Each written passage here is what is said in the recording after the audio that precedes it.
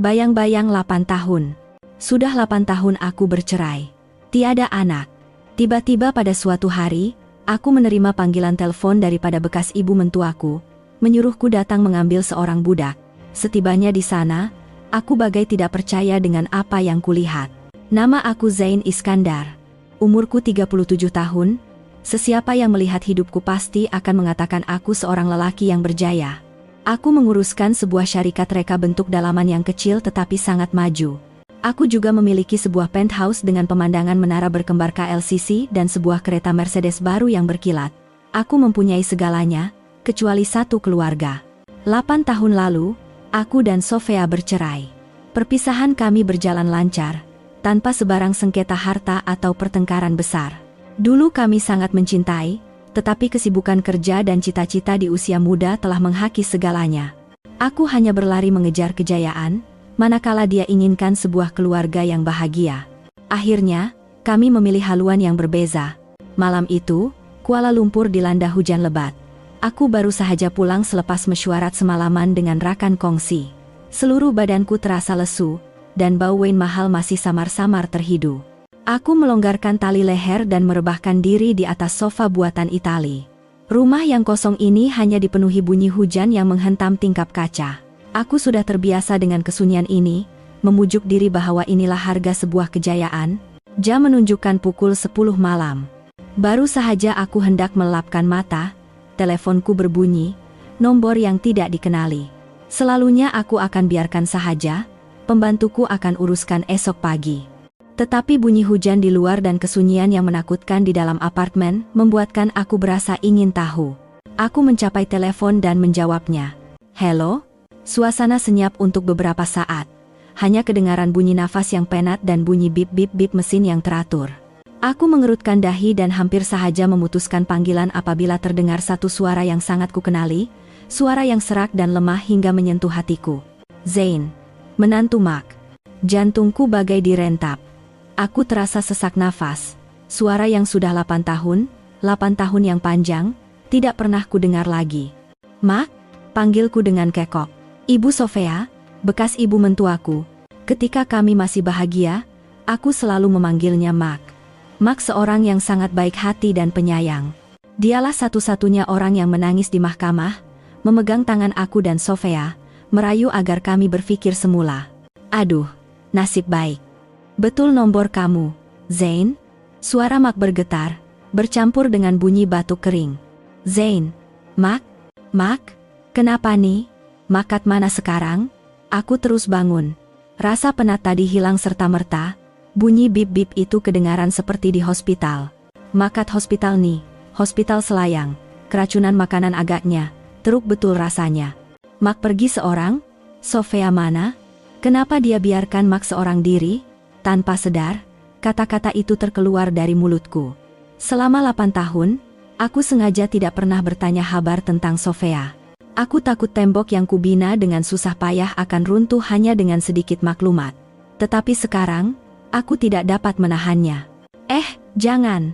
Mark segera memotong kata-kataku. Jangan telepon Sofia. Dia outstation jauh. Kat pulau, lain pun tak berapa elok. Mark tak nak dia risau. Mark telepon kamu nih sebab ada hal nak minta tolong. Mark tahu Mark menyusahkan, tapi memang tak ada orang lain lagi. Satu firasat buruk mula terasa. Mark cakap apa-apapun. Zain. Boleh tak kamu tolong pergi ke sekolah kebangsaan Bintang Pagi Kat Gombak, ambilkan Mikael. Aku terdiam kaku. Sekolah rendah, budak bernama Mikael, nama yang sangat asing. Mikael? Siapa tuh? Mark? Cucu saudara Mark. Anak sepupu jauh, Mark yang tolong jagakan sebab Mark ayahnya kerja jauh. Mark dah janji nak ambil dia hari ini, tapi Mark pula terlantar kat sini. Mark dah telepon cikgu dia, tapi waktu macam ni cikgu pun dah balik. Tolong ambil budak tu, hantarkan ke rumah Mark, lepas tu datang hospital sekejap, boleh? Mark takut seorang. Suara Mark kedengaran seperti merayu. Aku melihat jam. Pukul 10 malam. Sekolah rendah? Ada budak lagi di sekolah waktu begini? Mark, kataku dengan tenang. Sekarang dah pukul 10 malam. Mana ada orang kat sekolah rendah lagi? Mark tak salah ke? Tak. Mark dah minta tolong cikgu tinggalkan dia kat pondok pengawal. Cikgu tu Mark kenal baik. Mak janji nak ambil pukul 9 tadi. Kesian budak tuh, mesti dia takut. Tolonglah, Zain. Mak percaya kat kamu seorang J. Mak mula teresak-esak di hujung talian. Hatiku terasa berat. Walau apapun, dia pernah menjadi orang yang aku hormati. 8 tahun telah berlalu, tetapi kasih sayang itu tidak mungkin hilang sekelip mata. Baiklah, Mak. Baiklah. Jangan menangis. Mak bertenang. Hantar alamat sekolah pada saya. Saya pergi sekarang. Nomor telepon Cikgu atau Pak Cik pengawal pun hantar sekali, ya. Mak jangan kemana-mana. Saya ambil budak tu dan terus ke sana. Aduh, terima kasih, Zain. Terima kasih banyak. Mak hantar mese sekarang. Sekolah kebangsaan bintang pagi. Cepat sikit, ya. Budak tu baik sangat.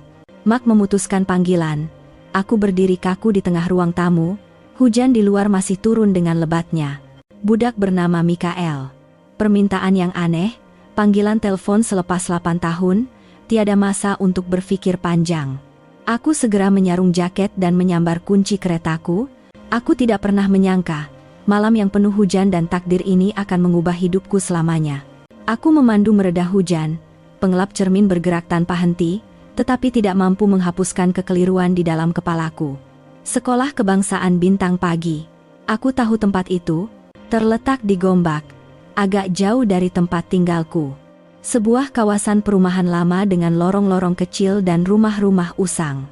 Dulu, aku dan Sofia kadang-kadang ke sana untuk makan di rumah Mak.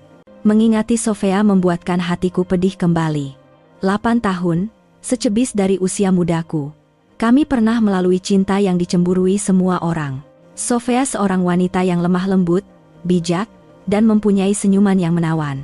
Aku pula seorang arsitek muda yang baru lulus, penuh cita-cita tetapi tidak berharta. Kami bertemu dalam satu proyek khidmat masyarakat dan jatuh cinta pandang pertama. Kami berkahwin ketika umurku 27 tahun. Majelis yang kecil tetapi meriah. Mak memegang tanganku dan berpesan, Sofiani, walaupun degil sikit, hatinya baik. Zain kenalah banyak bersabar dengan dia.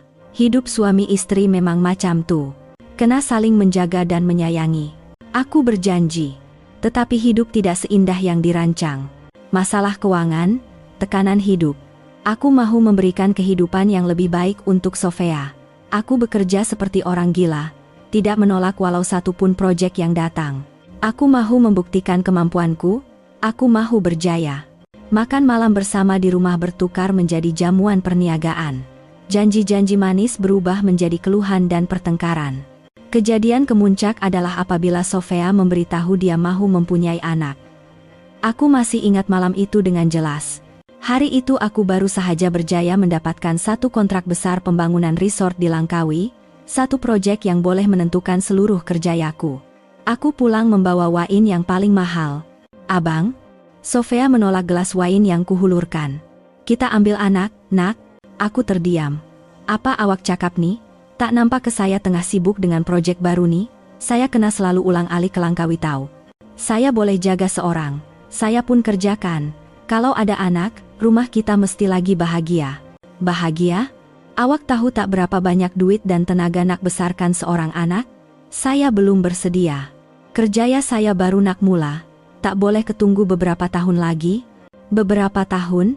Abang dah cakap macam tu berapa kali? Saya dah penat, Zain. Saya perlukan sebuah keluarga. Bukan bayang-bayang dalam rumah. Bayang-bayang? Saya berusaha untuk keluarga nih. Awak ingat duit jatuh dari langit ke? Awak nih pentingkan diri sendiri. Saya dah cakap, saya tak bersedia untuk ada anak sekarang. Saya tak nak tambah beban. Saat perkataan beban itu terkeluar, Sofia kaku di tempatnya. Pandangan matanya berubah dari terkejut kepada kecewa, dan akhirnya hancur luluh. Dia tidak menangis. Dia hanya memandangku, menggelengkan kepala, dan terus masuk ke dalam bilik. Itulah perbualan terakhir kami yang sebenar. Selepas malam itu, kami hidup seperti dua bayang-bayang. Tidak lama kemudian, dia menghulurkan surat cerai. Dengan ego seorang lelaki yang terluka, aku menandatanganinya tanpa teragak-agak. Kami berpisah di mahkamah tanpa sebarang penyesalan. 8 tahun berlalu, aku mempunyai semua yang aku mahukan, uang, kemasyhuran. Tetapi pandangan mata Sofia malam itu dan perkataan beban kekal seperti parut yang kadang-kadang menyakitkan. Bunyi hujan yang kuat menghentam cermin kereta menyedarkan aku dari lamunan. Satu message masuk daripada Pak Cik Rahim 010 oleh XXXXXX. Sampai nanti telepon Pak Cik Nia. Terima kasih. Aku masuk ke lorong kecil di Gombak. Jalan sempit yang berlopak. Sekolah Kebangsaan Bintang Pagi muncul di hadapanku. Bangunan usang dan sunyi. Hanya pondok pengawal di pintu utama yang masih berlampu. Aku memberhentikan kereta, membuka payung dan berlari ke pondok pengawal lalu mengetuk pintu. Siapa tuh?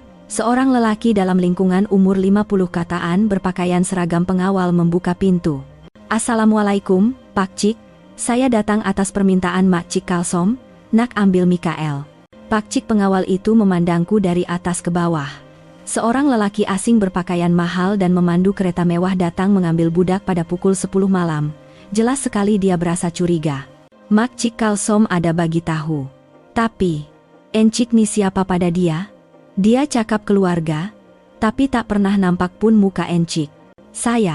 Aku teragak-agak. Saya, anak dia. Tanpa sadar aku berbohong. Aku tidak tahu mengapa. Pak Cik Rahim masih memandangku sambil mengangkat telepon. Halo, Mak Cik Kalsom. Saya Rahim dari pondok pengawal nih. Ada seorang lelaki kata dia anak Mak Cik datang nak ambil Mikael. Betul ke? Oh, ya. Baiklah. Jaga diri, ya. Dia meletakkan telepon, pandangannya menjadi lebih lembut. Mak Cik Kalsom kata betul. Masuklah. Aduh, kesian budak nih. Dari petang tadi menunggu, dia mempersilakan aku masuk ke dalam pondok pengawal yang kecil itu. Hanya ada sebuah katil bujang dan sebuah meja. Di atas katil itu, seorang budak lelaki sedang duduk memeluk beg sekolahnya. Mikael, keluarga kamu dah sampai. Budak itu terkejut dan mengangkat kepalanya. Pada saat itu, jantungku bagai direnggut. Dunia terasa berputar, bunyi hujan, suara Pak Cik pengawal, semuanya menjadi samar dan jauh. Di hadapanku, ada satu wajahku sendiri. Wajah yang sama seperti dalam gambar lamaku ketika berumur 7 atau 8 tahun yang disimpan oleh ibuku. Mata sepet yang jelas, hidung yang mancung, dan yang paling penting, bibir yang kelihatan degil. Budak itu kaku memandangku, dan aku juga kaku memandangnya. Hawa sejuk malam hujan terasa hingga ke tulang, tetapi aku tidak merasakan apa-apa. Seluruh perhatianku tertumpu pada budak di hadapanku. Pak Cik pengawal itu terus bercakap, tetapi telingaku berdengung. Kesian dia. Dari petang tunggu kat sini. Tak menangis pun. Baik budaknya, tapi asyik jenguk keluar pintu. Saya bagi karipa pusing satu, dia makan separuh je. Aku tidak lagi mendengar apa-apa. Aku hanya merenung budak itu. Budak itu juga memandangku. Anak matanya yang besar, bulat, dan hitam. Mata yang sama sepertiku. Dia memandangku dengan campuran rasa ingin tahu, takut, dan sedikit harapan. Pak Cik. Budak itu membuka mulut, suaranya jernih dan berhati-hati. Kawan nenek ke? Suara itu menarikku kembali ke alam nyata. Aku menarik nafas dalam-dalam, coba menenangkan jantungku yang berdegup kencang. Ya. Pak Cik datang nak ambil kamu, nenek tak sihat sikit. Mendengar neneknya tidak sihat, mata budak itu serta-merta bergenang air mata. Nenek oke ke? Dia sakit teruk ke? Rasa bimbang yang suci dari budak itu membuatkan hatiku cair. Aku mendekatinya dan duduk bercangkung. Tak apa, nenek oke? Dia cuma salah makan sikit, kena tinggal kat hospital sekejap. Pak Cik hantarkan kamu balik rumah, ya? Budak itu mengangguk, tetapi air matanya masih bergenang. Nak jumpa nenek. Sekarang dah lewat sangat, budak-budak tak boleh masuk hospital. Jadi anak yang baik, dengar cakap Pak Cik, balik rumah tidur lena-lena. Esok pagi Pak Cik bawa jumpa nenek. Tanpa sadar, aku telah membuat janji. Budak itu kelihatan percaya dengan kata-kataku. Dia mengesat matanya dan menyandang beg sekolah yang berat di bahunya. Terima kasih, Pak Cik. Banyak menyusahkan. Aku mengucapkan terima kasih kepada Pak Cik Rahim. Tak ada apalah. Cepatlah balik. Ingat pesan Pak Cik, ya? Malam-malam tidur jangan sepak selimut. Pak Cik Rahim mengusap kepala Mikael. Budak itu menjawab baik dengan perlahan dan berhati-hati menghulurkan tangan kecilnya ke arahku. Aku teragak-agak sejenak. Tangan lelaki 37 tahun yang kasar kerana kerja, dengan bergetar menyambut tangan lembut dan hangat budak itu. Satu kejutan aneh terasa mengalir di belakangku. Aku membawa budak itu ke kereta. Hujan kini hanya renyai-renyai. Aku membuka pintu tempat duduk belakang dan memasang tali pinggang keledarnya dengan cermat. Budak itu duduk diam, memandangku dengan mata bulatnya. Aku kembali ke tempat duduk pemandu dan menghidupkan enjin. Kereta meninggalkan perkarangan sekolah kebangsaan Bintang Pagi, membawa rahasia yang belum berani kunamakan. Keheningan menyelubungi kereta. Aku menjeling budak itu melalui cermin pandang belakang. Dia masih memandang keluar tingkap, tidak berkata apa-apa. Aku tidak tahan lagi. "Siapa nama kamu?" tanyaku dengan suara yang paling tenang. "Mikael." "Mikael." "Nama keluarga aku, Iskandar. Zain Iskandar." Tekakku terasa kering. "Umur berapa?" "7 tahun. Darjah 1. 7 tahun. Bercerai 8 tahun, budak berumur 7 tahun, kiraan yang mudah. 8 tolak 7, tinggal 1. Tolak tempoh mengandung 10 bulan, jantungku berdegup seperti orang gila. Tak mungkin. Sofia bukan orang macam tuh. Mak Cikalsom kata kamu cucu saudara dia? Anak sepupu jauh. Mikael menoleh ke arahku, kelihatan keliru. Hah? Sepupu yang mana? Tak tahulah. Saya tinggal dengan nenek J. Mak? Mak kerja jauh. Jarang-jarang balik. Mak. Siapa nama mak kamu? Aku menahan nafas. Nama mak saya, Sofia binti Abdullah. Sofia. Nama yang telah coba kupadamkan selama 8 tahun, kini keluar dari mulut seorang budak berumur 7 tahun yang mukanya seiras denganku. Skrit. Kereta membrek secara mengejut dan terbabas. Aku cepat-cepat memusing stereng dan memberhentikan kereta di bahu jalan. Badan Mikael terhumban ke depan sebelum ditahan oleh tali pinggang keledar. "Pakcik, kenapa?" tanya budak itu dengan ketakutan. Aku tidak menjawab. Aku meletakkan kedua-dua tangan di atas stereng dan menundukkan kepala. Pikiranku menjadi kacau. Beribu-ribu soalan dan emosi meletup. "Sofia, kau tipu aku? Kau sembunyikan perkara sebesar ini? Selama 8 tahun? Macam mana kau boleh buat macam ni?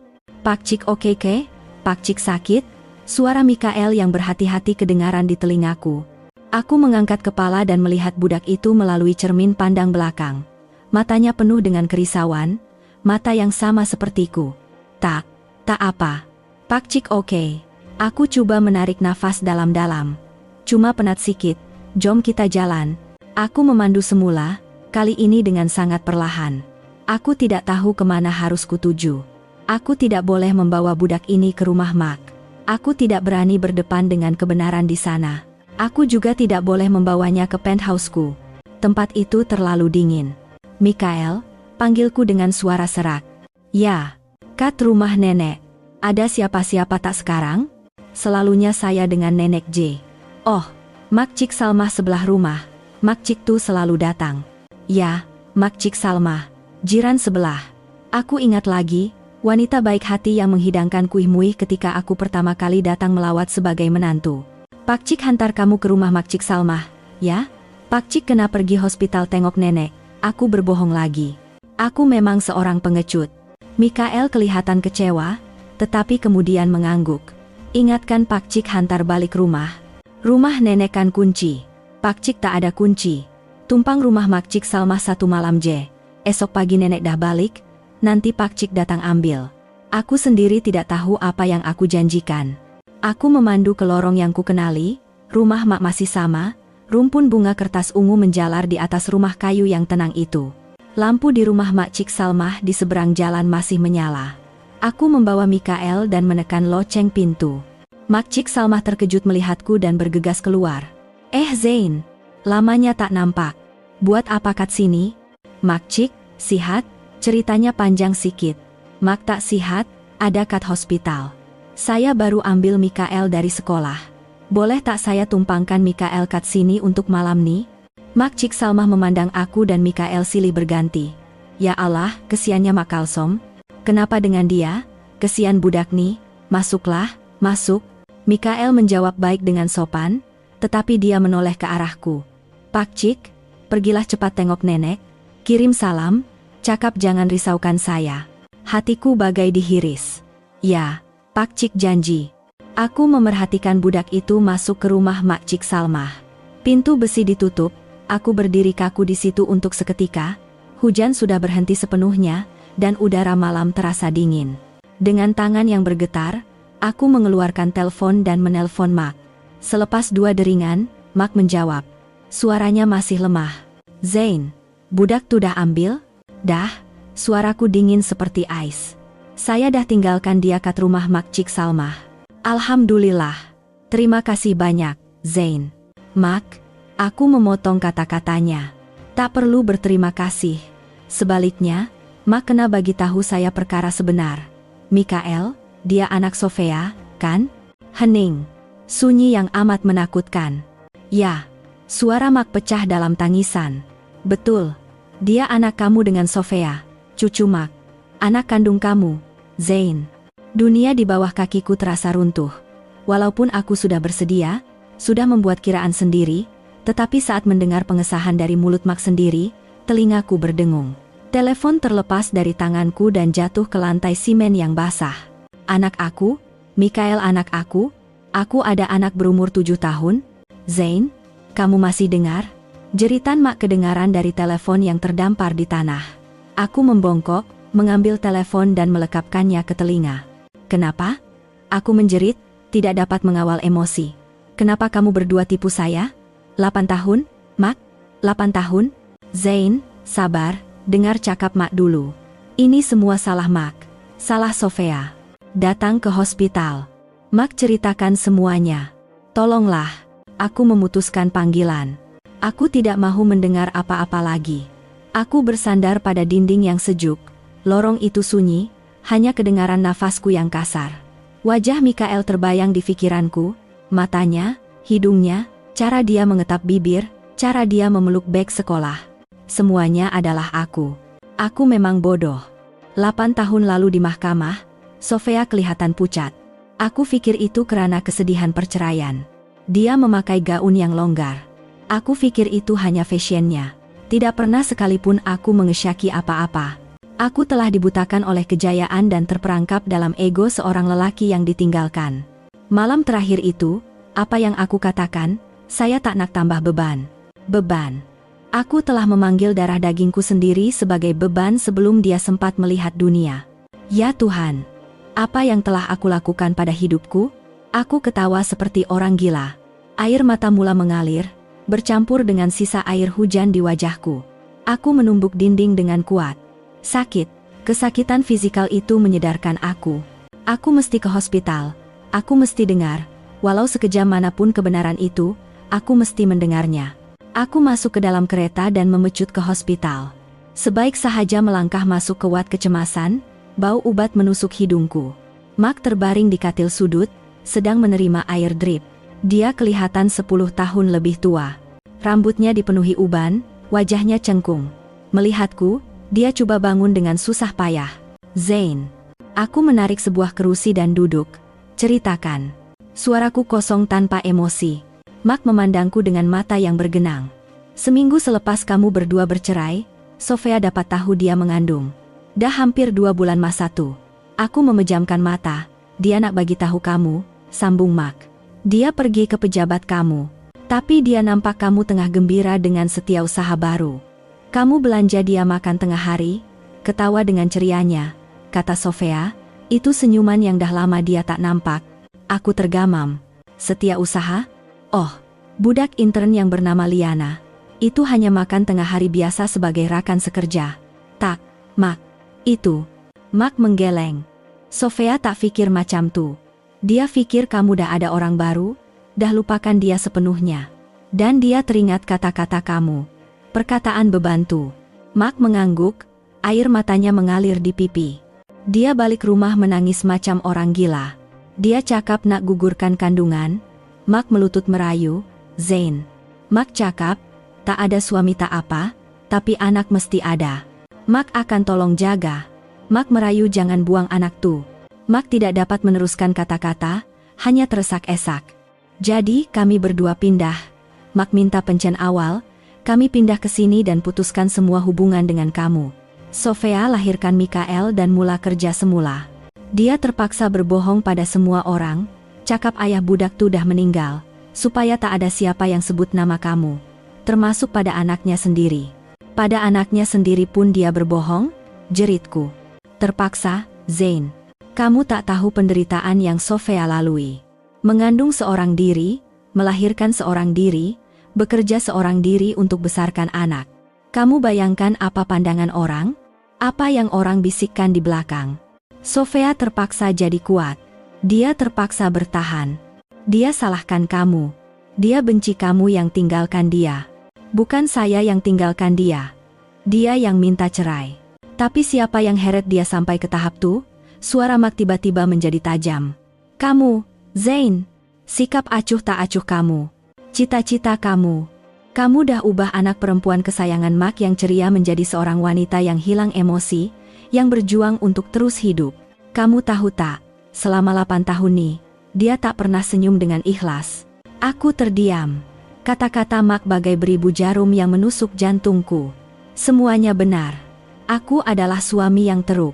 Jadi, Mikael, dia tak tahu apa-apa tentang saya? Tanyaku dengan suara bergetar. Mak mengeluh. Kemarahannya hilang, hanya tinggal rasa penat yang tidak terhingga. Dia bijak dan sensitif macam kamu. Selalu tanya pasal ayah dia. Nenek, ayah Mikael kat mana? Sofia tak pernah benarkan Mak cerita. Gambar kahwin semua dia dah koyak. Semua benda yang berkaitan dengan kamu dia sorok.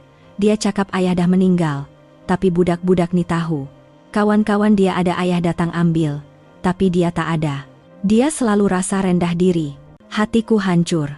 Malam nih, Mak makan kat kedai mama kat simpang tuh. Agaknya itu yang buat Mak sakit. Mak telepon Sofia, tapi tak dapat. Mungkin dia kat pulau yang tak ada isyarat lagi tuh. Sebab tuh Mak telepon kamu. Bukan sengaja. Tiba-tiba teringat kat kamu. Dalam keadaan cemas, kenapa entah kamu seorang J yang Mak teringat. Maafkan Mak, Zain. Mak tak patut ganggu ketenangan hidup kamu. Aku memandang wanita tua yang letih di hadapanku. Kemarahan telah hilang, hanya tinggal rasa kasihan dan rasa bersalah yang berat. Tak, Mak. Ini salah saya. Semuanya salah saya. Aku bangun. Mak berehatlah. Saya uruskan apa yang patut. Aku keluar dari wet kecemasan. Udara malam terasa tajam seperti pisau. Aku mengeluarkan sebatang rokok, tetapi tidak menyalakannya. Aku sudah berhenti merokok sejak hari perceraian 8 tahun lalu. Aku mempunyai seorang anak lelaki, Mikael bin Zain. Aku seorang ayah. Panggilan suci yang tidak pernah berani kubayangkan. Kini, ia menjadi milikku. Tetapi, apa yang harus kulakukan sekarang? Aku kembali ke rumah Mak Cik Salmah. Jam sudah hampir pukul 1 pagi. Aku tidak berani menekan loceng, hanya mampu mengintai dari luar. Lampu sudah padam. Budak itu pasti sudah tidur. Adakah dia tidur dengan nyenyak? Tidakkah dia berasa takut? Adakah dia menendang selimut seperti kata Pak Cik pengawal itu? Satu perasaan aneh melonjak. Satu desakan. Aku mahu melihatnya. Aku mahu memeluknya. Aku mahu menebus segalanya. Seperti pencuri, aku hanya berdiri terpaku memandang rumah tempat anak lelakiku yang berumur 7 tahun sedang tidur. Tempat di mana anakku wujud, yang selama 8 tahun ini tidak kuketahui. Aku meninggalkan hospital tetapi tidak pulang ke rumah. Kereta sedan mewahku meluncur tanpa tujuan di jalanan Kuala Lumpur yang lengang pada pukul 3 pagi. Kota yang pernah kutakluki dengan keringat dan air mata ini, kini terasa asing dan menakutkan.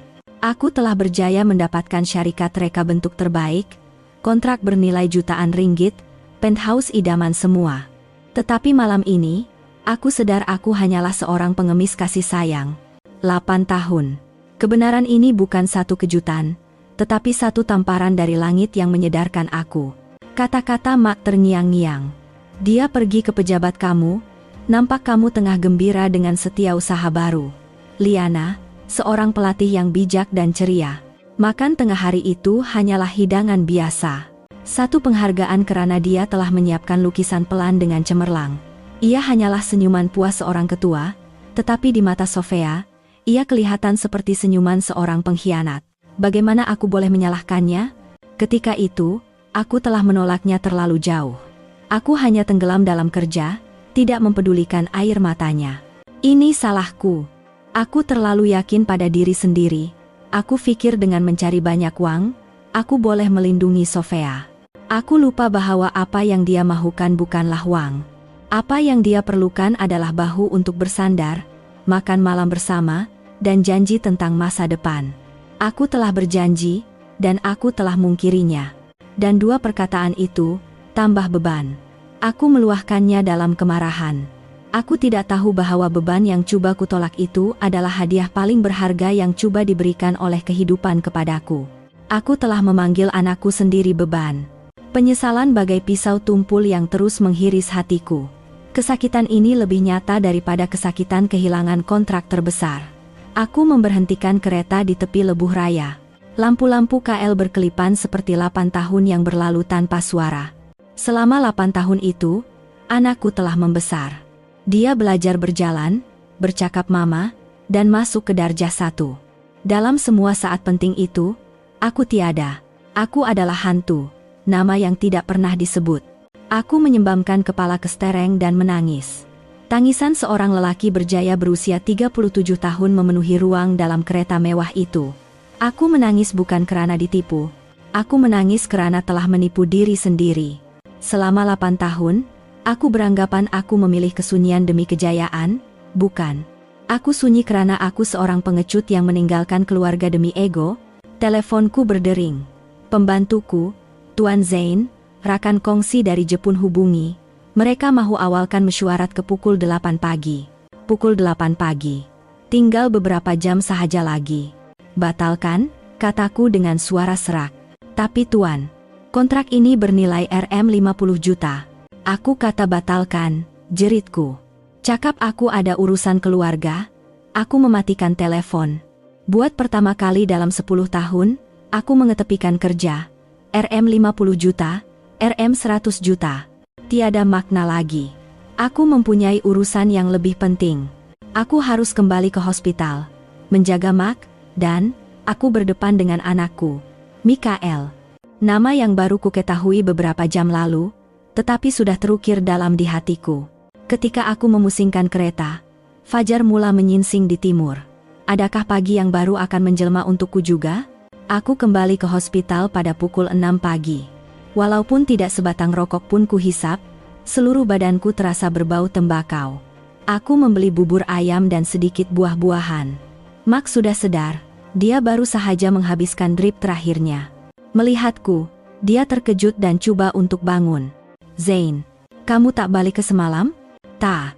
Saya keluar sekejap tadi. Aku meletakkan bungkusan makanan di atas meja. Saya beli bubur. Makanlah masa panas. Mak memandangku. Matanya yang cengkung hanya merenungku tanpa berkelip. Maafkan Mak, Zain. Patutnya Mak bagi tahu dari dulu lagi. Semua salah Mak. Aku menggeleng. Bukan salah Mak, salah saya. Mana saya selama 8 tahun nih, kalau saya betul-betul ambil berat, kalau saya tak pentingkan diri sendiri, saya pasti akan tahu. Sayalah yang berdosa. Mak menyambut cawan air yang kuhulurkan dengan tangan yang bergetar. Mak, saya nak tahu. Aku menarik nafas dalam-dalam. Selama 8 tahun nih, macam mana kehidupan Sofia? Mak menunduk. Bahunya yang kurus bergetar. Mak menangis. Susah, Zain. Susah sangat sampai kamu tak boleh bayangkan. Mak teresak-esak. Mengandung tanpa suami, tanpa ayah untuk anak. Masa dia sakit nak bersalin pun? Mak seorang J yang ada. Dia lahirkan Mikael lepas bertarung 20 jam. Bila dokter bawa keluar bayi itu, Sofia menangis tengok anak dia. Dia cakap, Mak, muka dia sama macam Zain, terutama mata dia. Jantungku bagai diremuk. Mak tanya dia, nak Mak telepon kamu tak? Dia cepat-cepat halang. Katanya, dia tak perlukan saya. Dia anggap anak dia nih beban. Mak, jangan buat saya lagi merana. Tanpa dia pun saya boleh besarkan anak saya. Lepas tu, dia mula kerja. Dia akuntan, kamu pun tahu kan. Gaji bukan besar sangat. Balik rumah, dia buat kerja sambilan pula. Malam-malam bila Mikael dah tidur, dia duduk depan komputer sampai lewat malam. Kadang-kadang pukul 3 pagi Mak terjaga, dia masih bekerja. Mak suruh dia rehat, dia cuma senyum. Katanya, kena kerja kuat, Mak. Saya tak nak Mikael hidup susah. Tak nak dia rasa kurang apa-apa berbanding kawan-kawan dia. Mak menggenggam tanganku. Zain, Sofia tuh, egonya tinggi, tapi demi anak, dia telan semua air mata. Mak Cik Salma sebelah rumah pernah cerita. Satu kali Mikael kena demam virus. Masuk kuat kecemasan. Sofia tak cukup duit nak bayar bil. Terpaksa telepon sana-sini pinjam duit. Mak Cik Salma nampak Sofia menangis senyap-senyap kat koridor hospital. Aku mengetap gigi. Belum lagi cakap-cakap orang. Anak darah beranak. Orang mengata, cakap dia perempuan tak baik. Lahirkan anak tak tahu bapa. Sofia dengar semua, tahu semua, tapi dia diam. Dia bertahan hanya untuk lindungi Mikael. Dia benci saya? Tanyaku dengan suara bergetar. Dia tak cakap, tapi Mak tahu. Mak mengesat air matanya. Dia bukan benci kamu. Dia benci diri dia sendiri. Sebab terlalu sayangkan kamu. 8 tahun dia tak pandang lelaki lain. Kat pejabat ada yang coba dekati dia. Pengurus ada. Ketua jabatan pun ada. Tapi semua dia tolak. Dalam hati dia, cuma ada kamu dan Mikael. Mak memandang tepat ke mataku. Zain, Mak cerita semua ni bukan nak salahkan kamu. Mak cuma nak kamu tahu betapa besarnya penderitaan yang Sofia tanggung. Dia bukan budak jahat. Dia wanita terbaik di dunia, kataku. Yang jahat tuh saya. Aku sedar penderitaan Sofia bukan hanya karena rasa dikhianati. Ia adalah penderitaan seorang ibu tunggal yang memikul segala beban dunia di bahunya, yang terpaksa membuang ego demi melindungi anaknya. Dan akulah punca yang menolaknya ke jalan itu. Seorang juru rawat masuk. Puan Kalsom, penjaga. Puan dah boleh keluar hospital tengah hari nanti? Boleh uruskan bayaran? Baik, terima kasih. Aku bangun. Mak berehatlah. Saya uruskan bil dan datang ambil Mak. Zain, panggil Mak. Mikael kat rumah Mak Cik Salma, kan? Biar saya yang pergi ambil dia. Aku berkata dengan tegas. Mulai sekarang, biar saya yang bertanggung jawab. Aku membawa Mak pulang ke rumah di lorong kecil itu. Bunga kertas ungu itu masih di situ. Rumah yang 8 tahun lalu sering kudatangi kini terasa sangat asing. Mak Cik Salma sudah ada di sana. Melihat aku dan Mak, dia menyambut dengan gembira. Hah, Kalsom, dah balik pun? Risau Mak Cik. Mikael baik-baik je tu, tengah tengok kartun. Mak Cik Salma memapah Mak ke bilik. Baringlah. Nanti Mak Cik masakkan bubur. Tak payahlah. Aku dah sihat sikit. Apa pula tak payah? Mak Cik Salma tersenyum memandangku. Zain, dah tengah hari ni? Makan dulu, ya. Mak Cik hidangkan. Ketika aku teragak-agak, satu kepala kecil menjenguk dari celah pintu ruang tamu. Mikael. Dia kelihatan sedikit terkejut melihatku. Dia tidak datang mendekat, hanya berdiri memandangku. Dengan mata yang seiras denganku. Mikael, mari sini, panggil Mak. Budak itu mendekat dengan berhati-hati. Nenek dah tak sakit? Dah sihat. Mak mengusap kepalanya. Ucap terima kasih kat Pak Cik Zain. Pak Cik yang hantar nenek balik. Budak itu menoleh ke arahku. Terima kasih. Sama-sama. Aku mengangguk. Tekadku terasa kering.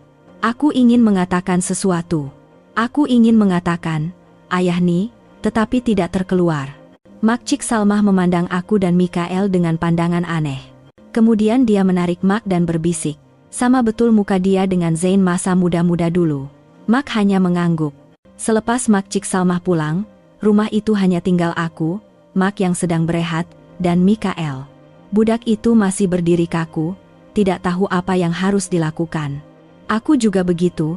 Dah makan pagi? Aku menyoal soalan bodoh. Sudah waktu tengah hari? Dah. Mak Cik Salma bagi roti. Tengah tengok apa tadi? Cerita Superman. Suasana janggal menyelubungi kami.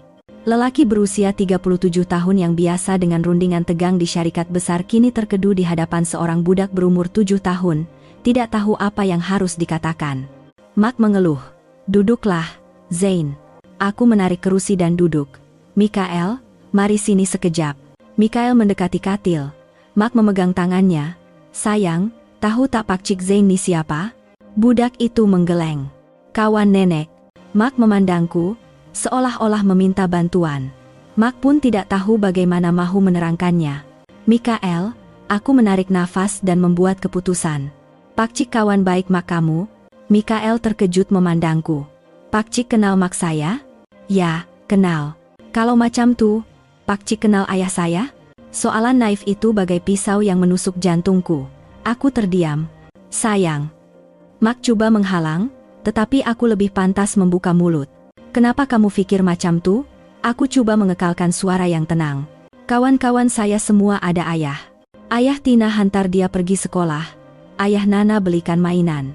Saya tak ada ayah. Suara budak itu perlahan. Mak cakap ayah kerja jauh. Tapi nenek cakap ayah dah meninggal. Budak itu memandangku. Saya tak tahu nak percaya siapa. Tapi saya rasa ayah tak meninggal. Mungkin ayah tak suka saya. Sebab tuh dia tak datang. Kata-kata itu menghancurkan aku. 8 tahun lalu, aku meluahkan kata-kata, saya tak nak tambah beban. 8 tahun kemudian, kata-kata itu kembali menikam jantungku melalui mulut anakku sendiri. Ayah tak suka saya. Betapa kejinya aku. Bukan. Tanpa sadar, kata-kata itu terkeluar. Suaraku pecah. Mikael terkejut memandangku. Mak juga begitu. Bukan. Aku mengulang, menahan emosi. Ayah kamu bukan tak suka kamu. Ayah kamu cuma seorang yang bodoh. Bodoh yang baru pulang dari perjalanan yang sangat jauh. Ayah kamu. Aku tidak dapat meneruskan kata-kata. Zain. Panggil Mak. Mak. Aku menoleh ke arah Mak. Dokter suruh Mak rehat. Mak Cik Salmah pun sibuk. Biar saya tinggal sini jaga Mak dengan Mikael. Mak terkejut, tetapi aku menoleh semula ke arah Mikael. Boleh tak Pak Cik temankan kamu beberapa hari, sampai Mak kamu balik?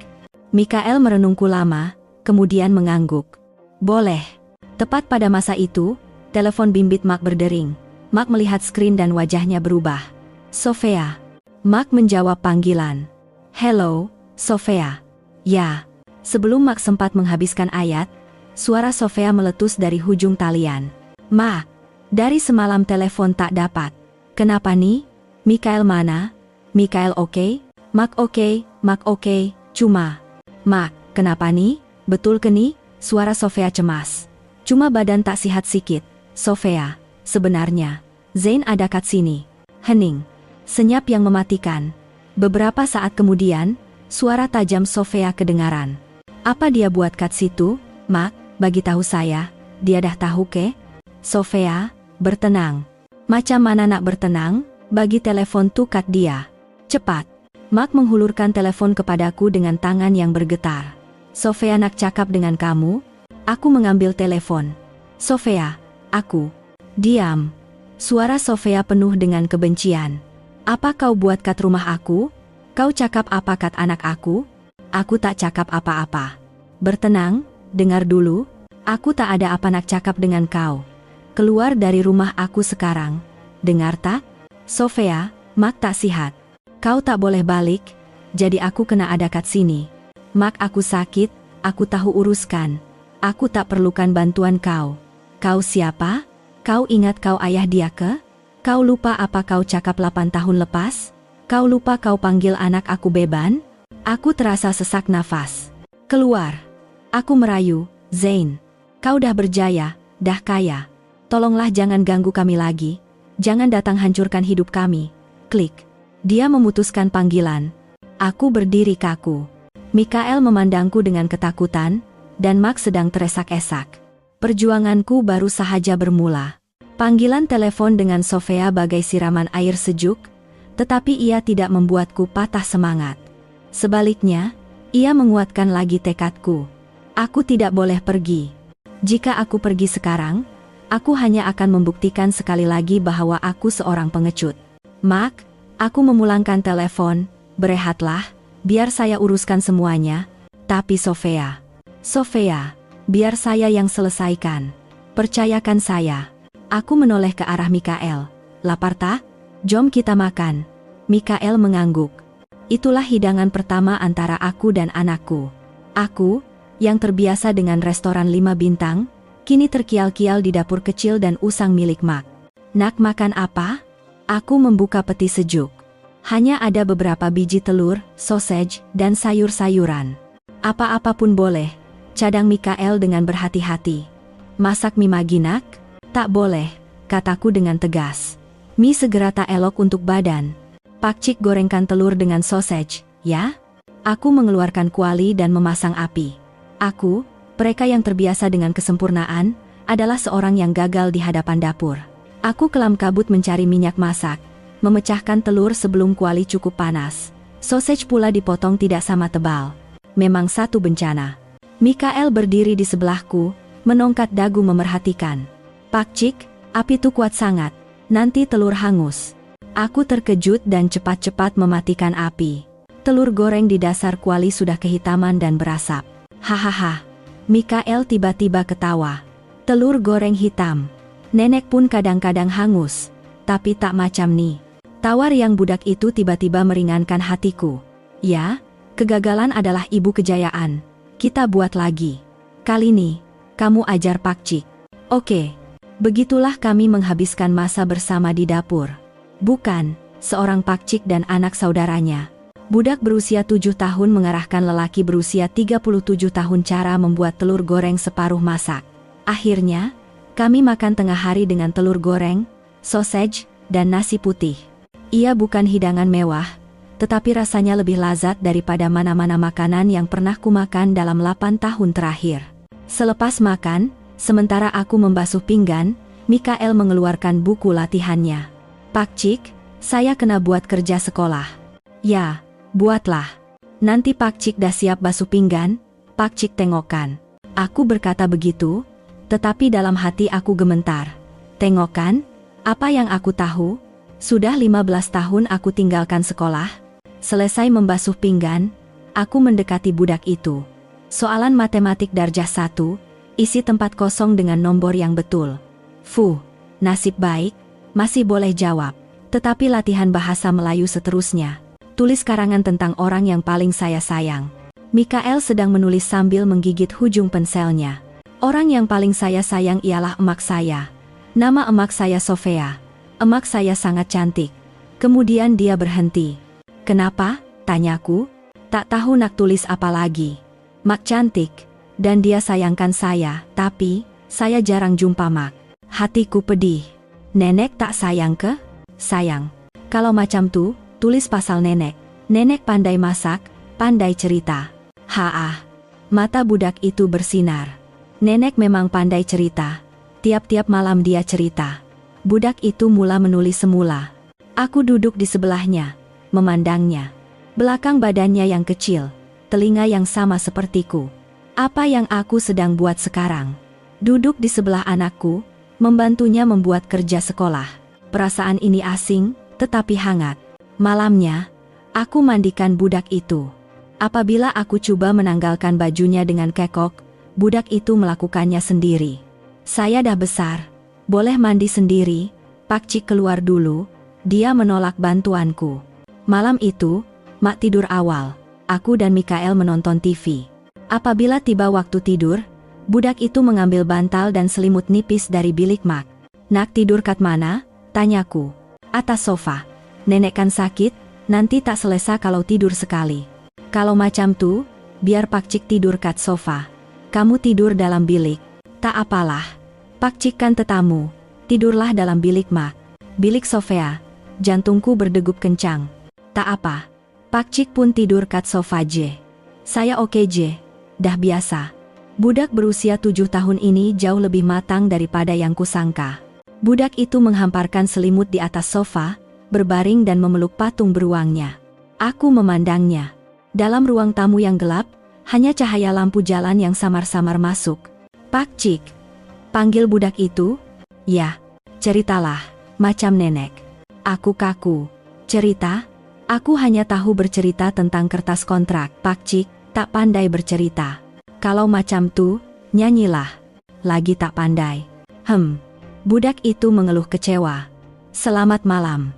Dia kemudian memusingkan badannya. Aku berdiri di situ, berasa kasihan pada diri sendiri.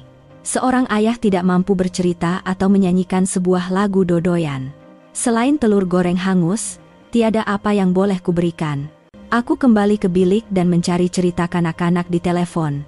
Kemudian aku keluar semula dan duduk di lantai sebelah sofa. Pada zaman dahulu, aku mula membaca dengan suara kekok. Di sebuah kampung, tinggal seorang budak lelaki. Aku terus membaca. Setelah selesai cerita si Luncai dengan labu-labunya, aku mengangkat kepala. Mikael diam berbaring. Aku menyambung pula dengan cerita sang kancil dan buaya. Separuh jalan, aku mendengar bunyi nafas yang teratur. Budak itu sudah tidur. Aku menyelimutkannya semula. Aku duduk di situ, memandang anakku yang sedang tidur. Wajahnya kelihatan tenang, mirip aku, dan juga mirip Sofia. Aku ayah budak Ni. Walaupun kekok dan penuh kegagalan, aku ayah budak Ni. Dan aku tak akan pergi kemana-mana lagi. Keesokan paginya, aku terjaga di atas sofa. Bukan, aku berjaga sepanjang malam. Aku takut Mikael akan terjaga semasa aku tidur. Aku hanya memerhatikannya tidur sepanjang malam. Hampir pukul 6, budak itu bergerak.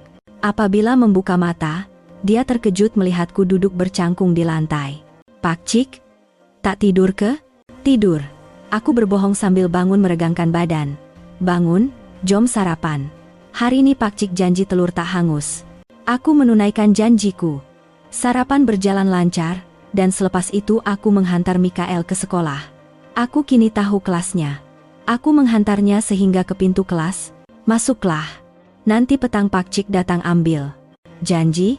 Budak itu mendongak memandangku. "Jangan macam Mak. Mak selalu janji. Lepas tu outstation lagi."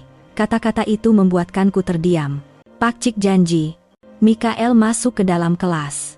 Aku memerhatikannya dari luar tingkap untuk seketika. Dia duduk dengan sopan di tempatnya dan mengeluarkan buku. Kanak-kanak lain bercium dengan ibu bapa mereka sebelum berpisah, tetapi aku tidak berani melakukannya. Apabila aku pulang, Mak sudah bangun dan berjalan di dalam rumah. "Dah hantar Mikael ke sekolah?" "Dah." "Mak dah sarapan?" "Saya ada beli nasi lemak." "Aduh, susahkan kamu je." Sementara Mak makan, aku duduk di hadapannya. Aku tidak tahu apa yang harus kulakukan. Panggilan dari pejabat tidak henti-henti masuk. Pembantuku sudah menelepon lebih 10 kali, tetapi aku mematikan telepon. "Mak, boleh saya masuk bilik Sofia sekejap?" tanyaku. Mak kelihatan terkejut, tetapi kemudian mengangguk. "Masuklah, 8 tahun bilik tu tak pernah ada orang lain masuk selain kami berdua. Mikael kadang-kadang tidur kat situ." Aku menarik nafas dalam-dalam dan menolak pintu. Bilik kecil itu sangat kemas, berbeza dengan bilikku. Di dalam bilik itu, terhidu bau Sofia, bau bunga akasia yang lembut, bau yang pernah membuatku tergila-gila. Semuanya masih sama, meja solek kecil, almari baju, tiada gambar kahwin di dinding, pasti Sofia sudah membuangnya. Aku duduk di atas katil. Aku dan dia pernah. Tidak, aku menggeleng. Apa yang aku buat kat sini? Menceroboh privasinya. Tetapi aku tidak dapat berhenti. Aku mahu tahu bagaimana dia hidup selama 8 tahun ini. Aku membuka almari. Pakaiannya ringkas. Beberapa helai kemeja, beberapa helai seluar kerja. Gaun mahal yang pernah kubelikan tiada di situ. Dia telah meninggalkan segalanya. Dan ketika itu, di sudut almari, aku menemui sebuah kotak kayu usang. Kotak yang kuberikan sebagai hadiah kahwin. Di dalamnya sepatutnya ada kenangan kami. Dengan tangan yang bergetar, aku membuka kotak itu. Di dalamnya, bukan barang kenangan, tetapi sekumpulan gambar imbasan ultra bunyi. Gambar pertama, 4 minggu kehamilan. Kedua, 8 minggu, 12 minggu, rakaman degupan jantung janin. Dengan tangan yang bergetar, aku membelek satu persatu. Dia menyimpan segalanya, dan sekeping gambar. Satu-satunya gambar kami bersama semasa lawatan amal, kami tersenyum dengan senyuman paling bahagia di dunia. "Sofia, kau masih simpan semua ni? Walaupun kau kata kau benci aku?" Air mataku jatuh di atas gambar itu. Aku menutup kotak, aku tidak berani melihat lagi. Di sudut bilik, ada meja belajar kecil milik Mikael. Aku duduk di kerusi dan menemui sebuah buku lukisan. Buku yang sentiasa dibawa oleh budak itu. Kerana ingin tahu, aku membukanya. Lukisan-lukisan comot. Superman, kereta, rumah. Aku membelek satu persatu, sehingga terhenti pada satu halaman. Jantungku bagai berhenti berdegup. Di atas halaman itu, tertulis dengan huruf besar dan kemas, "Keluarga saya." Di bawahnya, ada sebuah lukisan. Rumah, matahari, awan, dan 3 orang. Seorang wanita berambut panjang memakai gaun bunga, jelas sekali Sofia, seorang budak di tengah, Mikael. Dan di sebelahnya, seorang lelaki. Tetapi lelaki itu hanyalah bayang-bayang hitam.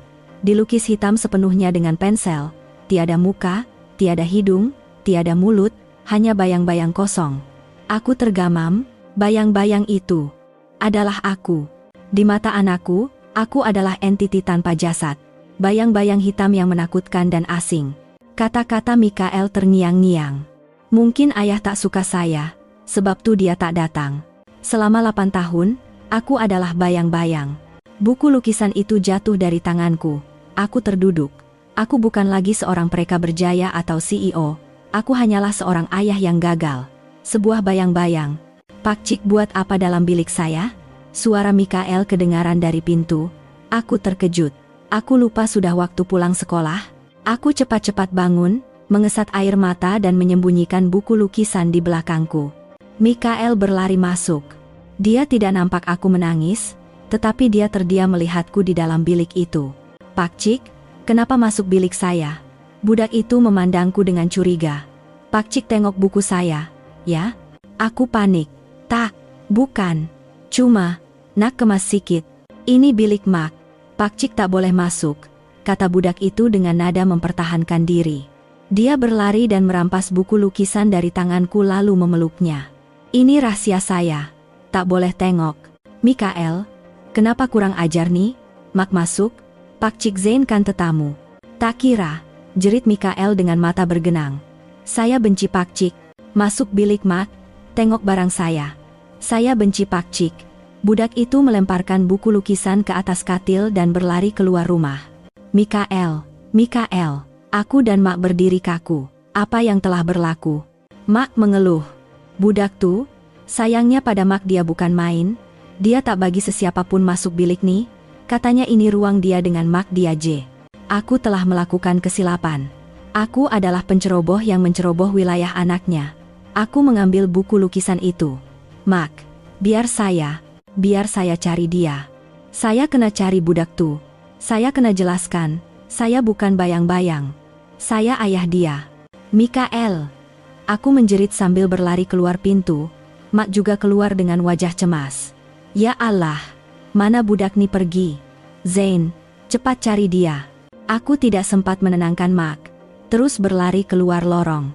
Kemana budak berumur 7 tahun boleh pergi? Aku melihat sekeliling lorong yang kosong. Mentari petang Kuala Lumpur terasa panas. Mikael, jom kita cakap sekejap. Suaraku pecah dalam ketakutan. Aku memang sampah.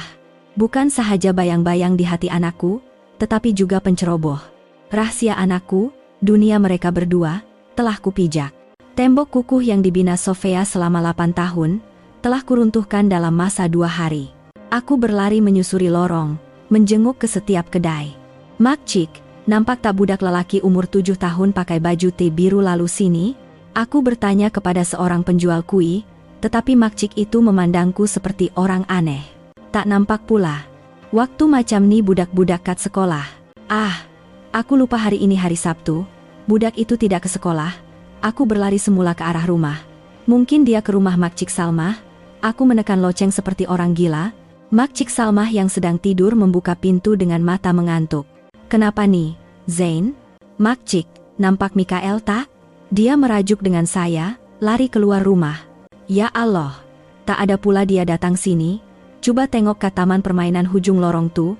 Kadang-kadang dia suka duduk seorang kat situ. Taman permainan. Aku memandu ke sana. Taman kecil dan usang, hanya ada beberapa buayan berkarat, dan aku menemuinya. Dia sedang duduk mencangkung di atas bangku di bawah sebatang pokok besar. Bahu kecilnya yang membelakangiku terhinjut-hinjut. Dia sedang menangis. Jantungku bagai diremuk. Aku mendekatinya perlahan-lahan. Aku takut bunyi tapak kakiku akan mengejutkannya dan dia akan lari lagi. Aku duduk di sebelahnya, dengan sedikit jarak. Maafkan Pak Cik, kataku dengan suara serak. Pak Cik tak berniat nak curi tengok buku kamu, Pak Cik cuma. Pak Cik orang jahat. Budak itu teresak-esak tanpa menoleh. Masuk bilik Mak, geledah barang saya. Kawan-kawan Mak pun selalu tanya pasal ayah. Pak Cik pun sama. Bukan macam tuh. Pergi, jerit budak itu. Saya benci Pak Cik. Saya tak nak tengok Pak Cik lagi. Kata-kata, saya benci Pak Cik bagai tukul yang menghentam dadaku. Apa yang telah kulakukan? Anak yang baru kutemui kini membenciku. Aku diam. Aku tidak pergi, hanya duduk di situ. Mentari menyinari celah-celah daun, dan bunyi riang-riang bergema. Kami berdua, seorang dewasa dan seorang kanak-kanak, tenggelam dalam keheningan. Selepas seketika, tangisan budak itu reda. Hanya tinggal bunyi esakan. "Penting sangat ke buku tuh?" tanyaku. Budak itu mengangguk. "Itu rahasia saya." Mak cakap, "Ada benda yang saya seorang J boleh tahu." "Macam?" "Lukisan keluarga saya." Tanpa sadar, aku terlepas cakap. "Bayang-bayang hitam tuh." Mikael berpaling serta-merta. Matanya bengkak dan merah. Mata yang sama sepertiku. "Pak Cik nampak?" Dia menuduhku. "Ya, Pak Cik nampak." Aku tidak lagi bersembunyi. "Maaf, tapi kenapa? Kenapa lelaki itu cuma bayang-bayang?" Mikael menunduk melihat hujung kasutnya. "Sebab, saya tak kenal muka ayah." Budak itu berkata dengan suara kecil. Kalau tanya Mak cakap ayah kerja jauh. Kalau tanya nenek cakap ayah dah meninggal. Mak Cik Salmah pula cakap ayah tinggalkan saya dengan Mak. Aku tidak dapat bernafas. Saya tak percaya, budak itu menyambung. Dalam cerita, ayah selalu sayangkan anak dia. Belikan Superman, dukung atas bahu. Tak mungkin ayah tinggalkan saya. Budak itu mengangkat kepala memandangku. Matanya yang jernih dan penuh air mata bagai menembusi jiwaku. "Pak Cik Zain." Buat pertama kali, budak itu menyebut namaku. "Pak Cik kawan baik Mak, kan? Pak Cik kaya, ada kereta besar. Mesti Pak Cik kenal ramai orang." Ya, aku menelan liur. "Kalau macam tuh, Pak Cik kenal ayah saya?" Soalan naif itu. Soalan yang tiada makna itu, bagiku seperti hukuman mati. "Pak Cik." Aku tergagap-gagap. "Mesti kenal, kan?" Mata budak itu bersinar. "Mak tak bagi sesiapapun masuk bilik dia. Tapi Pak Cik boleh duduk sini. Mesti Pak Cik tahu siapa ayah saya." Budak itu mendekat dan memegang lenganku. Tangannya kecil dan hangat. "Bagi taulah, ayah saya kat mana? Dia kerja apa? Atau ayah pun benci saya? Betul ke dia tak datang sebab tak suka saya?" Kata-kata yang pernah diceritakan oleh Mak, kata-kata yang kuulang-ulang untuk menyalahkan diri sendiri, kini keluar terus dari mulut anakku. Dia bertanya mengapa aku tidak menyukainya. Dia bertanya mengapa aku meninggalkannya. Aku tidak tahan lagi. Air mataku pecah. Lelaki berusia 37 tahun menangis di hadapan seorang budak berumur 7 tahun. Mikael kaku. Dia melepaskan lenganku dengan ketakutan. "Pak Cik?" "Menangis? Kenapa? Saya salah cakap ke?" Budak itu pikir dialah yang membuatku sedih. Anakku yang malang. "Tak." Aku menggeleng, coba mengesat air mata. "Kamu tak salah cakap apa-apa. Kamu tak salah. Habis tu kenapa menangis? Atau ayah betul-betul dah meninggal?" Mata budak itu bergenang air mata semula. "Bukan," jeritku. "Mungkin terlalu kuat. Aku tidak boleh biarkan dia berpikir begitu. Aku tidak boleh biarkan dia pikir ayahnya sudah mati atau membencinya. Ayah kamu langsung tak benci kamu," kataku dengan suara tersekat-sekat. "Kalau macam tuh, kenapa?" desak budak itu. "Kenapa 8 tahun dia tak pernah datang?" Aku memandang budak itu. Aku menatap mataku sendiri. Aku mesti beritahu. Aku tidak boleh berbohong lagi walau sekali. Aku mendepakkan tangan dan menariknya ke dalam pelukan. Badan budak itu kaku. Dia tidak biasa dengan pelukan seperti ini. Aku memeluknya erat, bahunya yang kecil dan kurus.